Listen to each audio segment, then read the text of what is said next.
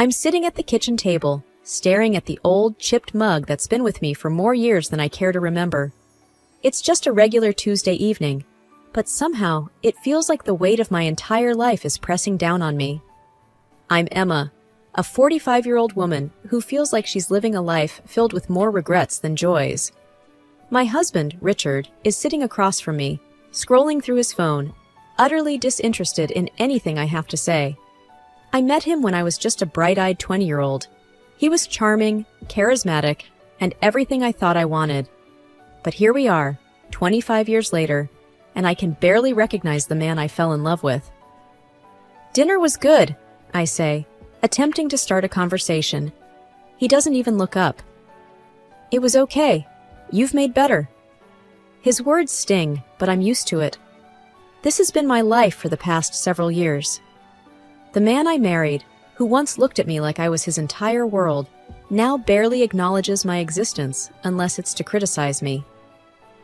I remember when I first introduced Richard to my dad. My dad was a police officer, a man who had seen the worst of people in his line of work.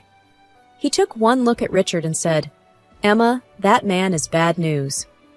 But I was young and in love, and I thought my dad was just being overprotective. "Dad, you don't know him like I do. Richard is a good man," I had insisted. "Emma, I've been a cop for over 30 years. I know how to read people. That man is going to bring you nothing but trouble," my father had replied, his voice laced with concern. But I didn't listen. In fact, I did something I now deeply regret. I cut my father out of my life. Richard suggested it, saying we didn't need negative people who didn't believe in us. And like a fool, I agreed. For 25 years, I didn't speak to my dad. I didn't call him, didn't visit, didn't even tell him when I had my daughter Lily, who's now in college. My thoughts are interrupted by Richard's voice. "Are you even listening to me?" I realize he's been talking while I was lost in my thoughts. "Sorry, what were you saying?" "I was saying that you need to start taking better care of yourself. You've let yourself go. And it's embarrassing," he says, his tone cold. I feel a lump form in my throat. This is my life. A husband who finds every opportunity to bring me down. And as I sit there, taking in his harsh words, I can't help but think that my father was right all along. My phone rings, pulling me out of my thoughts. I glance at the caller ID and my heart skips a beat. It's a number I haven't seen in over 2 decades. It's my dad. I answer, my voice shaky. "Hello? Emma, it's your dad. I need to talk to you. It's important." His voice is weak, nothing like the strong, confident tone I remember. "Dad, I'm so sorry for everything," I start, but he cuts me off. "Emma, I'm sick. The doctors say I don't have much time left. I have cancer." The room spins around me as his words sink in. My dad, the man I turned my back on, is dying. And suddenly, all the years of silence, all the missed opportunities to make things right, weigh heavily on me. "Dad, I'm so sorry. I'll come to see you. I'll help in any way I can," I say, tears streaming down my face. After ending the call, I turn to Richard, hoping, maybe foolishly, for some kind of support. "Richard, my dad is sick. He has cancer. I need to help him." His reaction is like a slap in the face. "Good. The man never liked me. Can't wait for him to be gone." His words are like a knife to my heart. In that moment, I realize just how blind I've been. My husband, the man I chose over my own father, is cruel and heartless. And I can't help but wonder if my life would have been different if I had just listened to my dad all those years ago. I'm sitting on the edge of the bed in our bedroom, my hands trembling. The room feels cold, even though it's a warm night. Richard's words keep echoing in my head. Can't wait for him to be gone. How can he be so heartless? I thought I knew him, but it seems I've been living with a stranger. I pick up my phone again, dialing my dad's number. It rings, and then finally, he picks up. "Emma?" His voice is weak but filled with hope. "Dad, I'm so sorry. I'm going to help you. I don't know how yet, but I will find a way," I say, my voice choked with emotion. "Emma, you don't have to. You've got your own life." "No, Dad. You're my father. I should have been there for you all these years. I'm going to make this right." We talk a little more. He tells me about his condition, about the treatments he needs but can't afford. My heart aches. I've missed so much, and now, when he needs me the most, I feel helpless. After the call, I sit there, lost in thought. Then something inside me clicks. I can't let my father suffer because of my mistakes.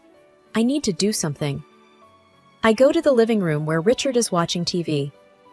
Richard, I've decided. I'm going to help my father. He needs money for his treatments. I'm going to use our savings. He looks at me like I've lost my mind. You're going to do what? Are you crazy? That's our money, Emma. We saved that for us, for our future. There won't be a future if I let my father die knowing I could have helped him. I can't live with that, I say, my resolve firm. He laughs, a cold, mocking laugh. So, the prodigal daughter returns. You think playing the good daughter now will make up for all the years you ignored him? It's pathetic. His words sting, but I don't let them sway me.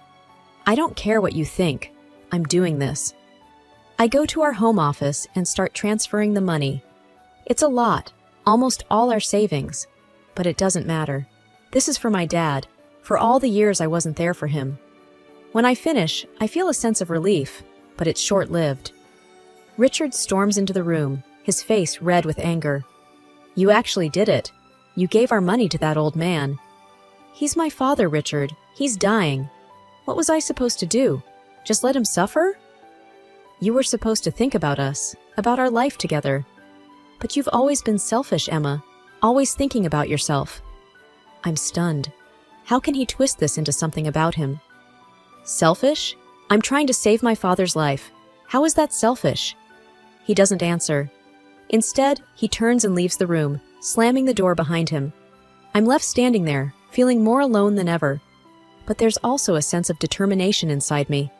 For the first time in years, I'm standing up for what I believe in. It's scary, but it also feels right.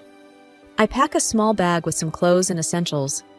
I don't know what's going to happen next, but I can't stay here, not with Richard. Not now.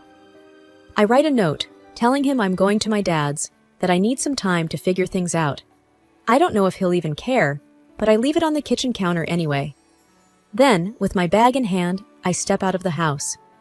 The night air is cool on my skin, and as I walk to my car, I feel like I'm taking the first steps towards a new life. A life where I'm no longer bound by regrets and what-ifs. A life where I can try to make things right, even if it's a little too late. The drive to my dad's house feels endless. Streetlights blur past, and I'm alone with my thoughts, a mix of fear and determination.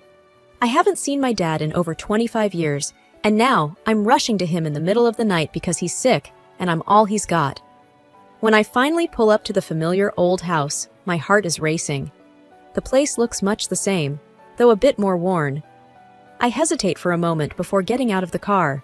What am I going to say? How is he going to react? Taking a deep breath, I walk up to the front door and knock. It takes a few moments, but then the door opens, and there he is. My dad. He's older, frailer, but it's undeniably him. Emma, he says, his voice cracking. You came. I nod, fighting back tears. I'm here, Dad. I'm so sorry. He steps aside, letting me in. The house smells the same as I remember, a mix of coffee and old books. We go to the living room and sit down.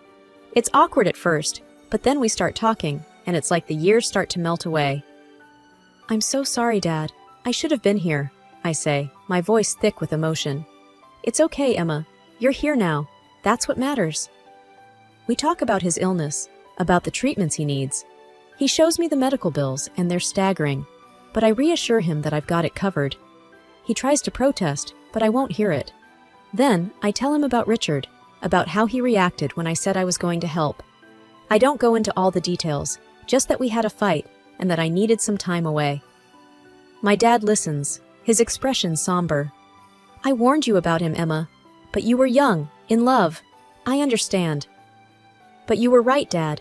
You were right all along. He reaches out, taking my hand. What are you going to do now? I shake my head. I don't know, Dad. I just don't know. We sit there for a while, just talking. It's strange, but it feels good. like we're making up for lost time. Eventually, I get up to leave. I've got a lot to figure out, and it's late. But as I'm about to walk out the door, my dad stops me. Emma, wait. There's something you should know. He goes to his desk and pulls out a folder, thick with papers.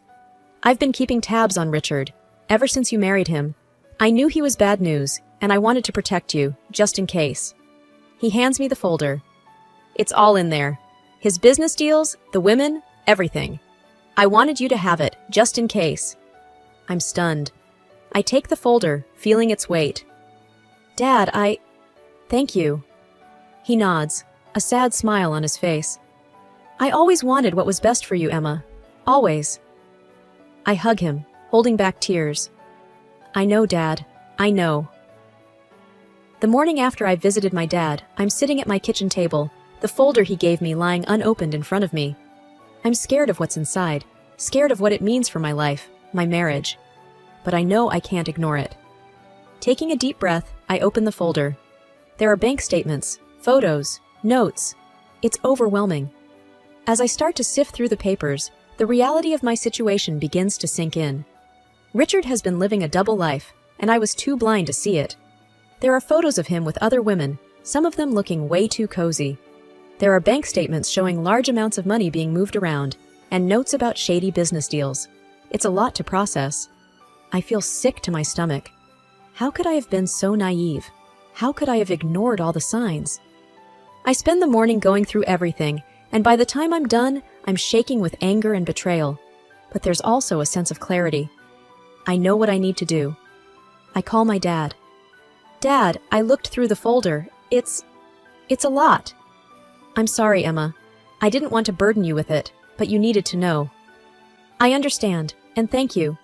I'm going to confront him. I can't let this go on any longer. Be careful, Emma. He's a dangerous man. I will be.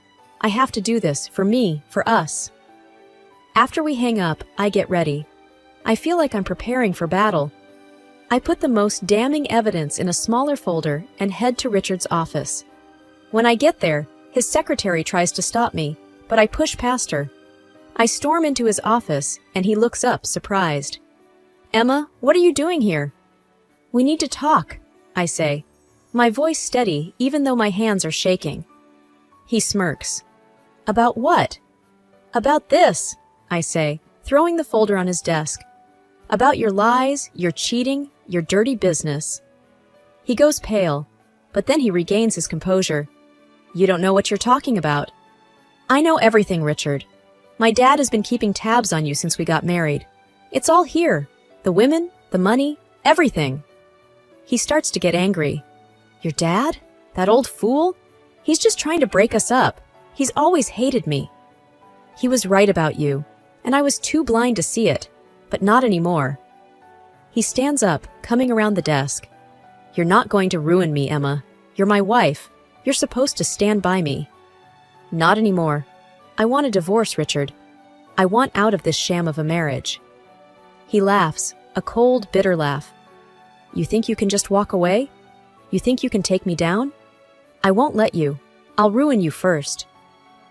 I stand my ground, even though I'm scared. I'm not afraid of you anymore. I know the truth, and I'm not going to let you control me any longer. He looks at me, really looks at me, and I can see the realization dawning in his eyes. He knows he's lost. Get out, he says finally. Get out and don't come back. The next few days are a blur. I spend most of my time at my dad's house, trying to figure out my next move.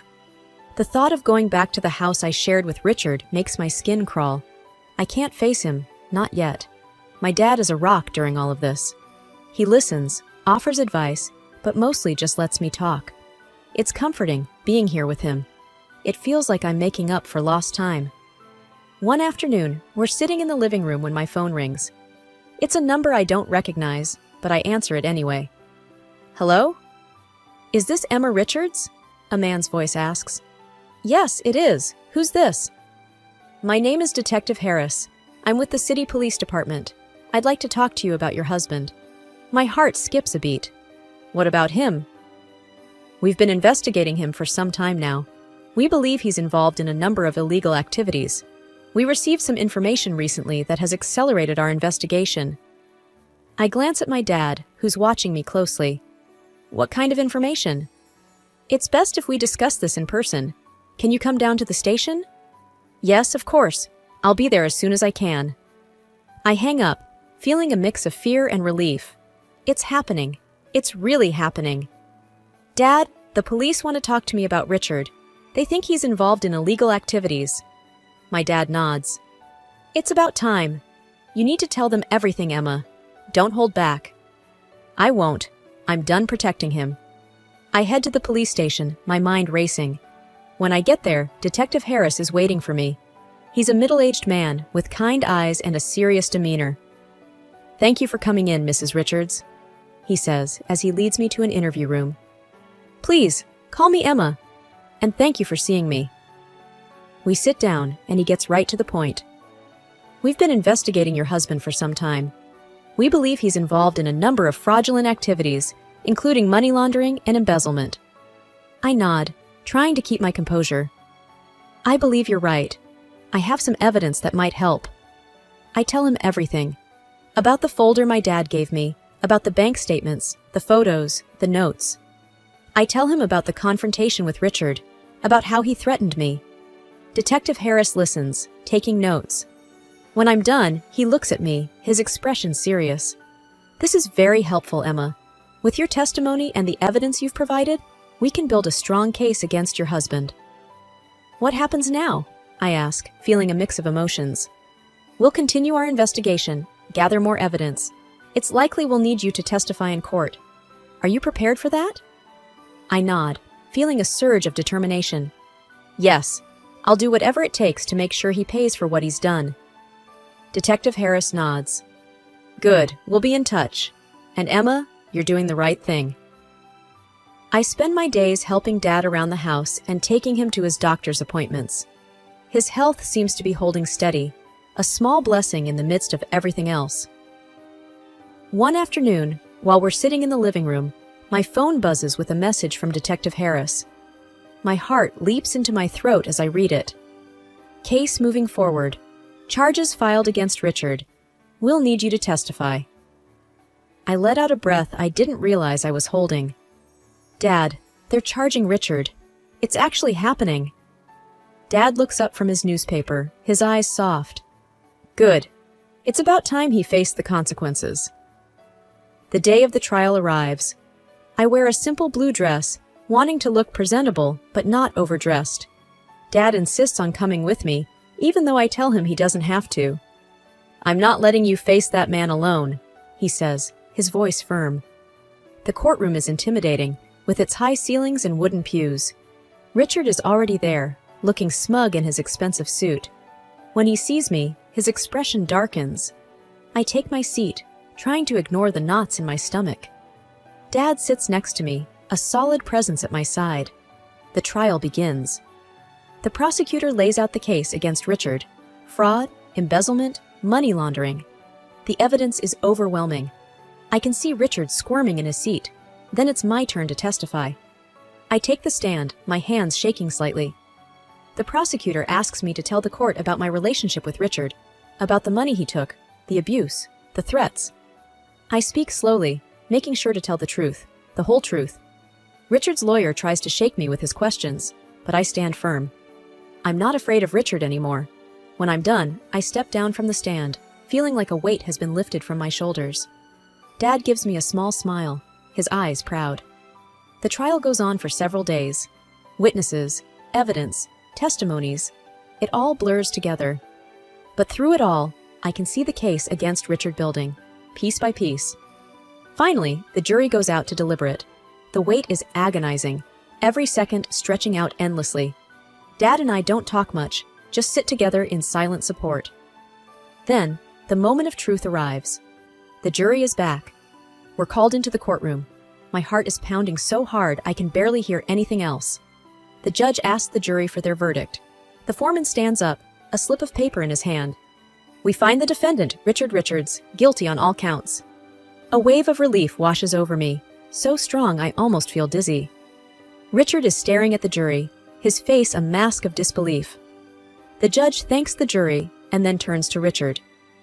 Given the severity of the crimes and the evidence presented, I hereby sentence you to 10 years in prison and order the return of all funds embezzled from Emma Richards.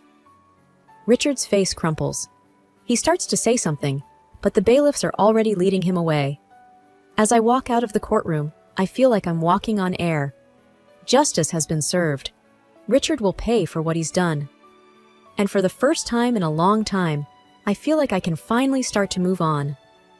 Dad puts his arm around me as we walk. I'm proud of you, Emma. You stood up to him. You did what was right. I lean into him, feeling tears prick my eyes. Thanks, Dad. I couldn't have done it without you. We walk out of the courthouse together, ready to face whatever comes next.